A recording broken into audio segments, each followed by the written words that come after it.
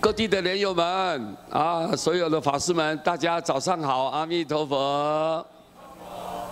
今天师父很开心啊，会笑啦，会笑，是不是？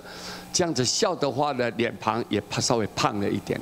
你就这样，你说觉得师父瘦了？没有瘦，我没瘦，你们安心啊！各地的莲友们，你们大家安心。好，现在我下面呢跟各位介绍印光祖师的话。 印光大师啊，那就太了不起了。我们一再一再的说明他的身份、他的来历啊，他的来历就是大势至菩萨的再来人。所以他讲的话，当然我们是千百万分的相信啊，绝对不容许有一丝一毫的怀疑。所以他讲的告诉我们的话，我们会谨记在心。他说：“九界众生理此法。” 尚不能圆成佛道，这说九界嘛，九界众生除了佛以外，下面菩萨啦、辟支佛啦、罗汉啦啊，在天界的阿修罗道，在人道啊，那叫地狱道、恶鬼道、畜生道，这些叫九界。九界的众生，除了佛以外，这九界一切众生，如果离开了这个法，什么法？ 念佛啊，念佛法门就净土法门。我们一定念佛，就是要靠佛。这个法呢，你离开了这个念佛法门呢，对上来讲，你不能圆成佛道。你要追求最圆满的境界，你想要圆成佛道，你是不能的，你是不能。上来讲，圆成佛道你是不能做不到的，你是绝对做不到的。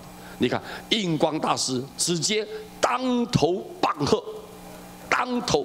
灯把你给敲醒了，告诉你啊，清楚明白的告诉你，绝不含糊，绝不含糊，不拖泥带水，不拖泥带水，直截了当的，知道吗？告诉你说，你看，所有一切除了佛之外的一切众生，离开了念佛法门，你没有要圆成佛道是不可能的，做不到的，你没有办法实现的，没办法完成的，你没有办法如愿的，没办法如愿。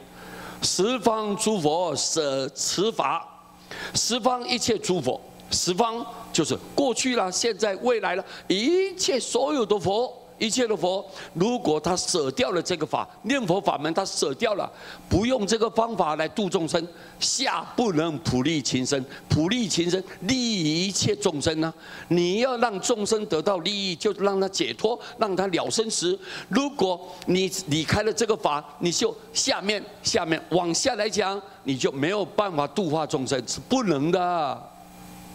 所以，唯独只有这个法念佛法门才能够圆成佛道，只有这个法才能够救度一切众生。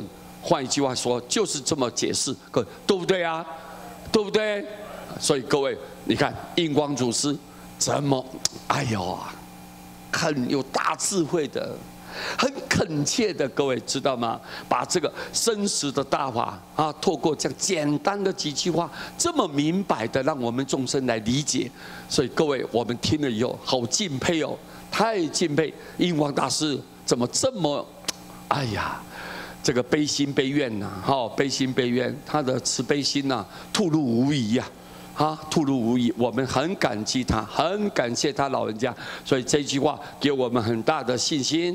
原来你要求佛道成佛，一定要念佛；如果你要度化众生，一定用念佛来教导大家，传授给大家，好，奉献给大家，让大家好好精进用功念佛，是不是这个意思啊？